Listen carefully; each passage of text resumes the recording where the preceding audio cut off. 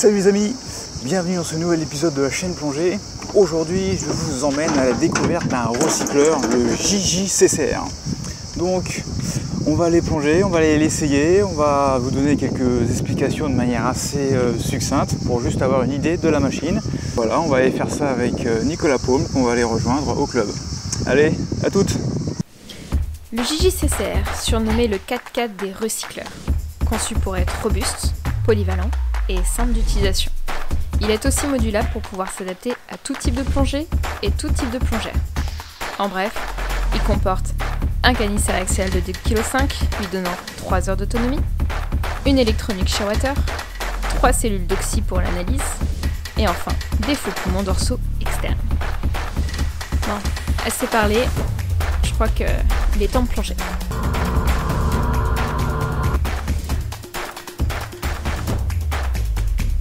Ben est paré à s'équiper, on finalise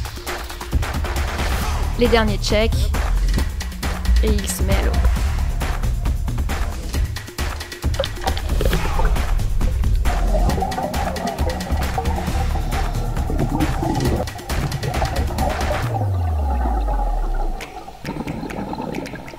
Bon, une première prise en main, pas toujours évidente en humide, mais le confort respiratoire y était. Je les ai suivis pendant la balade. Quelques exercices assez complets.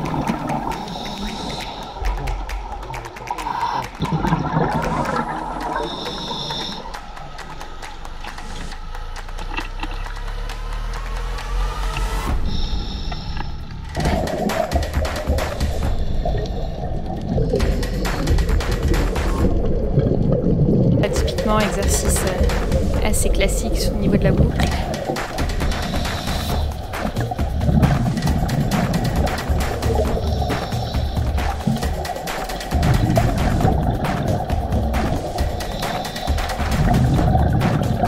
Et c'est une fin de plongée avec le sourire, donc c'est que l'initiation fut bonne.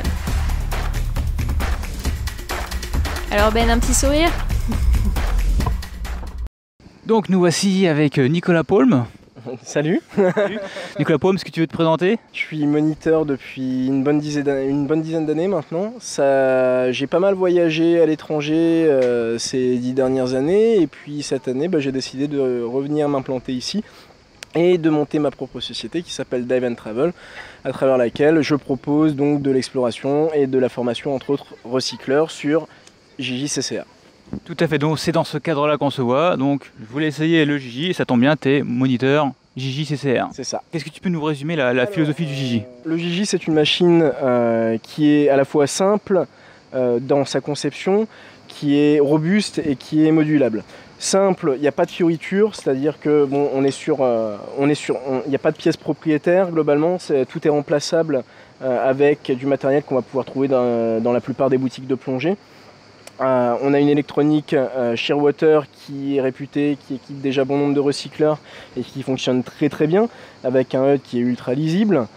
Et sur la partie modulable, on va pouvoir avoir par exemple, si je fais le tour de la machine, ici on est équipé par exemple avec 2 bouteilles acier de 3 litres, d'accord, mais il faut savoir qu'on peut y mettre jusqu'à 4 bouteilles, donc il suffit simplement de rajouter des sangles de bouteilles sur ces passants ici et ici, ce qui va nous permettre de rajouter donc 2 bouteilles supplémentaires qui peuvent être une bouteille pour l'étanche, une bouteille pour l'oxygène. Les bouteilles, il n'y a pas de limite en termes de capacité, on peut utiliser des 2 litres, des 3 litres sur tout type de matériaux, on peut utiliser des 7 litres, on peut utiliser jusqu'à des S80. Voilà sur la partie modulaire. Et puis robuste, ma foi, est simple dans le sens où il n'y a pas nécessité de bricolage, c'est-à-dire qu'on est déjà sur une machine avec un fût qui est assez solide, qui est fait d'aluminium relativement épais, qui est déjà sur un stand, il n'y a pas besoin de racheter un stand pour rajouter derrière. Tout est prévu, les soudures, c'est des grosses soudures, c'est quelque chose qui est vachement costaud. Si on refait le tour de la machine, on est sur des parties qui sont, ma foi, très basiques et très simples de fonctionnement. Donc dans les principes, on va dire, de l'esprit DIR, simple et efficace. Ouais. C'est ça, exactement. DIR. Do it right. Exactement, ouais. J'ai essayé la machine et ouais, franchement, moi, il y a des choses que j'ai vraiment bien aimées. Donc le confort respiratoire, il est vraiment... on a l'impression de respirer comme si je respirais de l'air. Donc pour les gens qui se disent le recycleur, des fois, c'est un peu compliqué, je trouve que c'était plus simple de respirer sur un Gigi que sur un circuit ouvert, déjà. Clairement, bon, forcément, la comparaison est un peu large, mais très bonne qualité de respiration. J'ai beaucoup apprécié le HUD aussi. Qu'on peut piloter à l'œil et même sans masque. Il nous dit par un système de clignotement, une codification, là il nous dit où on se trouve dans la PPO2, donc ça c'est vraiment très agréable. Après les boutons sont effectivement très souples et très précis. L'asservissement est bien fait. Il y a un ADV. C'est des faux poumons dorsaux. Les faux poumons dorsaux, ouais, on les sent pas en fait. Donc moi ma crainte c'était qu'au début je me sente écrasé en fait. Et en fait c'est absolument pas le cas en fait. Donc limite je me demandais où était la stable, où étaient les faux poumons. Donc ça se noie bien dans la machine et dans le plongeur. Au niveau des rinçages, donc c'est assez pratique. Rinçage diluant. Bah, en fait on a un flow stop et en se mettant sur le côté comme tu m'as montré là, du coup ça flush automatiquement. Oxy, bon, c'est assez classique. On a un harnais du coup DIR, donc ceux qui sont fans des harnais DIR, déjà là vous allez vous y retrouver. Moi je suis fan perso, donc ça c'est cool. Alors après, ouais, je pense que la version était un peu lourde pour mon humide, donc je pense que ouais, faudrait que je l'allège un peu, quoi. Ouais. Sachant qu'on peut mettre la plaque carbone et les blocs carbone, donc là je pense que pour une plongée d'une heure à 4 mètres, on était large. Hein. Ouais, large. Mais par contre, ce que j'aime bien dans cette machine, c'est son esprit DIR et sa modularité, où je pense dans les recycleurs on peut à un moment donné être restreint par sa capacité, généralement 4-5 heures. Là tu m'as dit on peut aller jusqu'à 10 heures. 10 heures. On est d'origine, on est sur une version qui est livrée avec un canister axial de 2,5 kg. On a une version radiale de 3 kg et on a une autre version radiale sur laquelle on va avoir un fût qui sera différent et adapté à cette capacité, puisque ce dernier est de 4 kg et permet de faire jusqu'à 10 heures de plongée sur le papier. La machine est livrée d'origine avec une plaque acier de 3 mm qui fait approximativement 3 kg, donc qui peut être réduite avec une plaque alu ou une plaque carbone éventuellement, une plaque carbone qui va faire environ 500 grammes et donc sur laquelle on va économiser 2,5 kg. Les blocs d'origine, eux, ils font à peu près, ce sont des blocs acier 3 litres, ils font à peu près 5 kg chacun.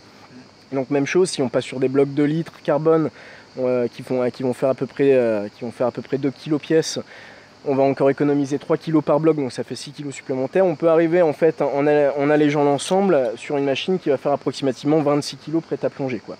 À noter la poignée aussi qui est sympa, et tu m'as montré aussi à l'intérieur un espace pour ranger des plombs pour améliorer le trim encore. Donc c'est sur cette partie-là ici.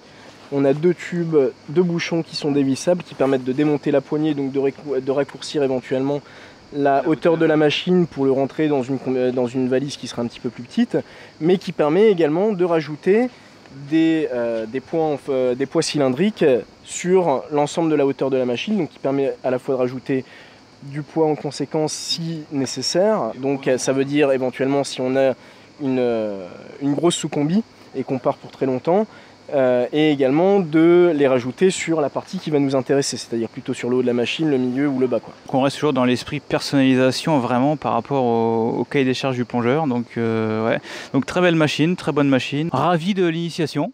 Avec plaisir, j'en suis ravi également.